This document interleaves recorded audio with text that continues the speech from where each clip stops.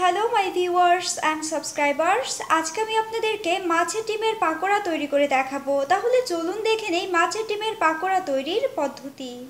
এখানে আমি 2টি আলু সেদ্ধ করে হাত দিয়ে চটকে নিয়েছি, হাফ কাপ পরিমাণ পেঁয়াজ কুচি নিয়েছি, হাফ কাপ পরিমাণ কার্পু মাছের ডিম নিয়েছি।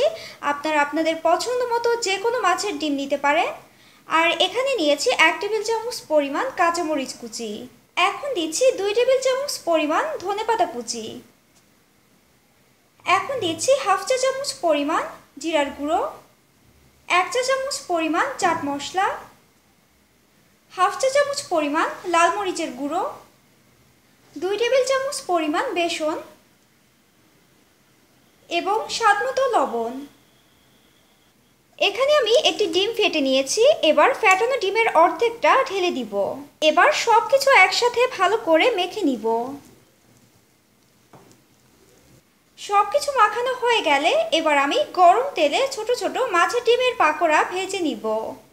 এবার একটি ফ্রাইং প্যানে পরিমাণ মতো সয়াবিন তেল ঢেলে দিব। তেলটা যখন গরম হয়ে যাবে তখন একটা একটা করে পাকোড়া ভেজে নিব। এবার ব্রাউন কালার করে মাছের ডিমের পাকোড়াগুলো ভেজে নিব। নিচের পিঠ হয়ে গেলে এবার আমি পাকোড়াগুলো উল্টিয়ে দিব।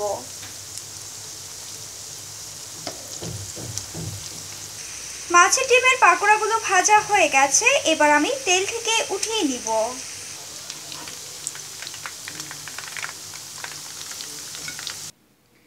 সো ভিউয়ার্স, হয়ে গেল আমার মাছের ডিমের পাকোড়া তৈরির রেসিপি। আশা করি আপনাদের আমার রেসিপিটি ভালো লেগেছে।